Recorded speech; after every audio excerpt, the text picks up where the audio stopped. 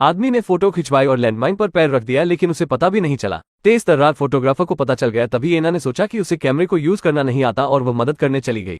Photographer ने तुरंत उसे रोक दिया। तीनों लोग कंफ्यूज थे। डेविड ने नीचे देखा और पाया कि टॉम ने सच में किसी चीज पर पैर रख दिया है। उन्होंने उसे हिलने डुलने से मना किया। फिर डेविड नीचे बैठ गया और धीरे धीरे मिट्टी उठाई। ये सच में एक लैंडमाइन थी। फोटोग्राफर को उसके दोस्त को चोट पहुंचाने का डर था, इसलिए वो बचाने के लिए किसी को ढूंढने के लिए पहाड़ी से नीचे चला गया। एना वहीं पर रो रही थी। उसे समझ नहीं आ रहा था कि क्या करे। जब टॉम ने लैंडमाइन पर पैर रखा तो उसे कुछ सूझ नहीं रहा था। डेविड अभी भी शांत था। वो मदद के लिए फोन करने के लिए पहाड़ की चोटी पर फोन ले गया। एना ने भी सोचा कि वे बच जाएंगे, लेकिन जब डेविड नीचे आया तो उसने तुरंत अपना चेहरा बदल दिया। पता चला कि लैंडमाइन उसी ने रखी थी। उसने कहा कि पहाड़ की इतनी ऊंचाई पर कोई सेल फोन सिग्नल नहीं होगा। डेविड को पता चला कि टॉम और एना ने उसे धोखा दिया है। एक तरफ उसका सबसे अच्छा भाई था और दूसरी तरफ उसकी मंगेतर थी। डेविड उनके इस व्यवहार को बर्दाश्त नहीं कर सका, ये जानते हुए भी कि सब कुछ सामने आ चुका है। गुस्से में आकर उसने जानबूझकर उन्हें यहाँ लाया। एना रो पड़ी और डेविड से माफी मांगी। डेविड का दिल पहले ही मर चुका था, इसलिए वो एना का एक्सप्लेनेशन नहीं सुनना चाहता था। तब डेविड जंगल में गया और अपना तैयार किया हुआ फावड़ा निकाल लाया। उसने कहा कि टॉम के मारे जाने के बाद वो एक गड्ढा खोदकर उसे दफना देंगे ताकि वातावरण प्रदूषित न हो। इस समय टॉम को संदेह हुआ कि बॉम्ब नकली है, क्योंकि डेविड आधे दिन तक उसके पास खड़ा रहा। उसे इस बात का डर नहीं था कि वो गलती से बम फोड़ देगा और उसके साथ ही मर जाएगा। टॉम के खत्म होने का इंतजार न करते हुए डेविड ने माइन की सेफ्टी पिन हटा दी। पता चला कि पहले माइन की सेफ्टी नहीं हटाई गई थी और अब अगर टॉम सावधान नहीं रहा तो वो मारा जाएगा। एना ने डेविड को गले लगाया और कहा कि वो जानती है कि यह उसकी गलती है। डेविड ने कहा कि वो उन्हें ऐसे दोस्त मानता था जो एक दूसरे से बात करते हैं, लेकिन उन्होंने उसे धोखा दिया। डेविड ने जितना अधिक कहा उसे उतना ही अधिक गुस्सा आया। उसने सेफ्टी पिन को जंगल में फेंक दिया और बिना पीछे देखे अपना बैग लेकर चला गया। दूसरी ओर एना ने टॉम के साथ रहने का फैसला किया। जल्द ही डेविड की मुलाकात फोटोग्राफर से हुई। ये पता चला कि कैमरामैन ही था जिसने टॉम को लैंडमाइन पर कदम रखने के लिए गाइड किया था। दूसरी ओर एना को जंगल में खोई हुई सेफ्टी पिन मिल गई। उसने बंद सिलेंडर को हटाने के लिए चाकू का इस्तेमाल किया और धीरे धीरे उसे दोबारा लगाने की कोशिश की। उसने काफी देर तक कोशिश की, लेकिन बात नहीं बनी। एना के पास फावड़े से आसपास गड्ढा खोदने के अलावा कोई और रास्ता नहीं था। ये सब कुछ तभी वहां से गुजर रहे एक शिकारी ने देख लिया। वो चट्टान के पीछे से पता लगाना चाहता था, लेकिन उसका बड़ा काला कुत्ता सीधे उनकी ओर दौड़ पड़ा। एना ने खूंखार कुत्ते को भगाने के लिए फावड़े का इस्तेमाल किया। शिकारी अपनी बंदूक लेकर दौड़ा। शिकारी को उन पर विश्वास नहीं होता। उसने बंदूक दिखाई और टॉम को जल्दी से पीछे मुड़ने को कहा, ये देखते हुए कि वो पीछे नहीं मुड़ रहा है। उसने सीधा निशाना लगाया। इससे टॉम चौंका, लेकिन उसने आधा कदम भी आगे बढ़ने की हिम्मत नहीं की। फिर शिकारी जांच करने के लिए वहां गया और पाया कि टॉम ने सचमुच खदान पर पैर रख दिया था। शिकारी खुशी से मुस्कुराया। उसने धीरे से अपना बैकपैक उतारा और अपने बालों को अश्लील तरीके से छेड़ा जो गंजे होने वाले थे। एना उससे गड्ढा खोदने में मदद करने के लिए पूछना चाहती थी। एना अब और खोदने के लिए बहुत कमजोर थी। शिकारी ने सहमत होने में जल्दबाजी नहीं की, बल्कि एक पत्थर उठाया और टॉम के पास आया। उसने इसे सीधे टॉम पर फेंका। जब टॉम और एना गुस्सा होने वाले थे तो शिकारी आगे बढ़ा और उसने एना का हाथ पकड़कर समझाया कि वो सिर्फ ये पता करना चाहता था कि टॉम ने सच में माइन पर कदम रखा है या नहीं। चूंकि वो यहाँ 40 सालों से रह रहा था और उसने कभी किसी खदान के बारे में नहीं सुना था, हंटर इस बात को लेकर उत्सुक था कि उनके साथ पहले क्या हुआ था। उन्होंने कहा कि अगर वे एक दूसरे के साथ ईमानदार नहीं होंगे तो वो उन्हें गड्ढा खोदने में मदद नहीं करेंगे। क्या हुआ ये जानकर शिकारी और भी अधिक मुस्कुराया। उसने कहा कि उसे मदद करने में खुशी होगी, लेकिन उन्हें बदले में उसे कुछ देना पड़ेगा। एना और टॉम तुरंत मान गए, लेकिन शिकारी को एना की अंडरवियर चाहिए थी। फिर उसके बेचैन हाथ एना की ओर बढ़ने लगे। टॉम ने ये देखकर तुरंत अपनी जेब से कैश और क्रेडिट कार्ड निकले। शिकारी ने उसका क्रेडिट कार्ड ले लिया और जमीन पर फेंक दिया। फिर वो दोबारा एना के पास पहुंचा।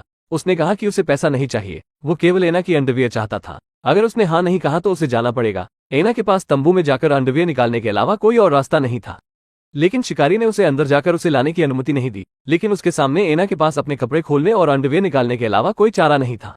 जब तक वो देखता रहा, शिकारी को अंडरवियर मिलने के बाद वो गड्ढा खोदने के लिए फावड़ा लेकर तैयार हो गया। लेकिन कुछ देर खुदाई करने से पहले ही शिकारी के बैग में रखा वॉकी टॉकी बंद हो गया। एना ने वॉकी टॉकी देखा और आगे बढ़ी। वो शिकारी से वॉकी टॉकी उधार लेना चाहती थी। अगर पहाड़ के नीचे मौजूद टॉम और एना ने पुलिस से बात की तो उन्हें बचाया जा सका। शिकारी ने कहा कि अगर वो वॉकी टॉकी का उपयोग करना चाहती है तो उसे उसकी एक और बात माननी होगी। इसके बाद उसने उसका अंडरवियर फेंक दिया जो उसने अभी अभी उतारा था। उसने एना से कहा कि वो रैंक कर जाए और उसे अपने मुंह से उठा कर लाए। एना आगे बढ़ी और उसे ऐसे उठाया जैसे उसने उसे सुना ही न हो। शिकारी नहीं माना। उसने उसे उसके पास रेंगने के लिए कहा। शिकारी ने अंडरवियर फिर फेंक दिया। एना रेंगते हुए वहां पहुंची और उसे उठाकर शिकारी को सौंप दिया। बेशर्म शिकारी अब भी नहीं माना। उसने कहा कि एना को इसे अपने मुंह से उठाकर लाना पड़ेगा। इसके बाद उसने दोबारा अंडरवियर फेंक दिया। एना टॉम को बचाना चाहती थी, इसलिए वो रैंक कर आगे बढ़ी। बीच में बड़े काले कुत्ते ने उसे छेड़ा। शिकारी कुत्ते की प्रशंसा करके मुस्कुराया। काफी मशक्कत के बाद आखिरकार एना को वॉकी टॉकी मिल ही गया। हालांकि दूसरी तरफ का आदमी अंग्रेजी नहीं बोलता था। ट्रांसलेट करने के लिए उसके पास फिर से शिकारी की मदद लेने के अलावा कोई रास्ता नहीं था। लेकिन शिकारी ने कहा कि अगर वो एक वाक्य को ट्रांसलेट करेगा तो एना को अपना एक कपड़ा उतारना पड़ेगा। शिकारी की ये मांग सुनकर एना झगड़ने वाली थी, लेकिन टॉम को बचाने के लिए उसे सहमत होना पड़ा। दो वाक्यों का अनुवाद करने से पहले एना के ऊपरी शरीर पर केवल अंडरवियर का एक टुकड़ा बचा था, और शिकारी भी बहुत चालाक था, वो हमेशा कुछ फालतू बकवास को भी ट्रांसलेट करता था। एना को लगा कि शिकारी सच कह रहा है। अनुवाद के बाद उसने शिकारी को जाने के लिए कहा। उसने अपना बैग उठाया और पहाड़ से नीचे जाने लगा। जब इंटरकॉम फिर से बंद हो गया तो बेशरम शिकारी खुद से ट्रांसलेट करना शुरू कर दिया। उसने एना से अपने कपड़े उतारना जारी रखने को कहा। एना ने ऐसा करने से इनकार कर दिया तो शिकारी ने उस पर अपनी बंदूक तान दी। टॉम ने उसे अपनी बातों से चिढ़ाना शुरू कर दिया, जिससे शिकारी ने अपनी बंदूक घुमाई और टॉम की ओर तान दी। एना ने मौके का फायदा उठाते हुए पहाड़ी से नीचे भागने की कोशिश की। शिकारी ने अपनी बंदूक गिरा दी और अपने बड़े काले कुत्ते को उसके पीछे भागने को कहा। फिर वो रस्सी लेकर उसके पीछे चला गया। टॉम धीरे से जमीन पर पड़ी चेन उठाने के लिए नीचे झुका और अपनी कमर से बंदी पैंट की बकल खींचकर पहन ली। कई कोशिशों के बाद आखिरकार उसे बंदूक मिल गई। इसी समय एना को भी शिकारी ने वापस पकड़ लिया। शिकारी टॉम के हाथ में बंदूक देखकर नहीं डरता था, इसके बजाय वो और अधिक अहंकारी और दबंग हो गया। उसने मौके पर ही एना के साथ सेक्स करने की धमकी भी दी। उसके बाद वह एना को चट्टान के पीछे ले गया। क्रोधित टॉम बंदूक से शिकारी को मारने के लिए तैयार था, लेकिन तभी बड़ा काला कुत्ता अचानक दौड़ पड़ा। टॉम अपना शॉट चूक गया और गोली एना को जाकर लगी। टॉम गड्ढे में गिरकर बेहोश हो गया और माइन में धमाका नहीं हुआ। शिकारी के जाने से पहले उसने उसे कम फिल्में देखने के लिए कहा। ये कहने के बाद वह अपना बड़ा काला कुत्ता लेकर चला गया। टॉम ने एना को गले लगाया और दिल खोलकर रोया। कुछ दिन बाद टॉम को शिकारी का घर मिल गया। वो खो जाने के बहाने उस जगह का नक्शा खरीदना चाहता था। माँ और बेटी, जो कुछ भी नहीं जानती थी, दोनों ने टॉम को घर में आने को कहा। जब शिकारी वापस लौटा तो वह चौंक गया। उसने तुरंत उसे टॉम के रूप में पहचान लिया, जिसने एक खदान पर कदम रखा था। उसे टॉम को बाहर निकालने का बहाना मिल गया और 1 घंटे बाद वो पास के एक बगीचे में उससे मिला। उन्होंने एक दूसरे को मरने की योजना बनाई। उसने टॉम से कहा कि वो उसके परिवार को चोट न पहुंचाए। टॉम मान गया। अपने दुश्मन को जाता हुआ देख शिकारी वापस भागा और टॉम का पीछा करने के लिए बड़े काले कुत्ते को छोड़ दिया। शिकारी घर लौट आया और डरा हुआ बैठ गया। जल्द ही उसे बाहर कुत्ते के भौंकने की आवाज सुनाई देने लगी। फिर वो देखने के लिए बाहर चला गया। उसी समय टॉम काले कुत्ते को गोद में लेकर घर लौट आया। उसने झूठ बोला कि कुत्ते को एक कार ने टक्कर मार दी थी।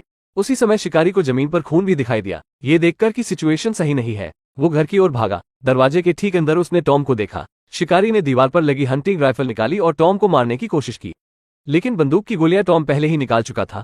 टॉम द्वारा उसे ताना मारने के बाद उसने अपनी बंदूक निकाली और शिकारी की जांघ में 2 गोली मारी। फिर उसने माँ और बेटी से शिकारी को घर में ले जाने को कहा। उसने एक टाई निकाली और शिकारी की बेटी से कहा कि वो अपनी माँ के हाथ बांध दे। ये देखकर कि टॉम बदला लेने के लिए आया था, शिकारी टॉम से उसके परिवार को चोट न पहुंचाने की विनती करने लगा। उसने बताया कि उसने उस वक्त बहुत ज्यादा शराब पी रखी थी, इसलिए वो ऐसी बेतुकी हरकत कर रहा था। टॉम ने सफेद वाइन की एक बोतल से एक घूंट लिया और माँ और बेटी दोनों को भी एक घूंट लेने के लिए कहा। फिर उसने शिकारी के जख्म में शराब डाल दी। उसने कहा कि वे अब खेल शुरू करने के लिए काफी नशे में है। उसने शिकारी की बेटी को खींच लिया और सबके सामने उसका अंडरवियर उतरवा दिया। फिर उसने उसे रेंगने को कहा और उसे अपने मुंह से उठाने को कहा। उसने उस सब को दोहराया जो एना को झेलना पड़ा था। फिर उसने शिकारी के मुंह में अंडरवियर ठूस दिया। माँ बेटी डर के मारे रो पड़ी, लेकिन टॉम रुकने वाला नहीं था।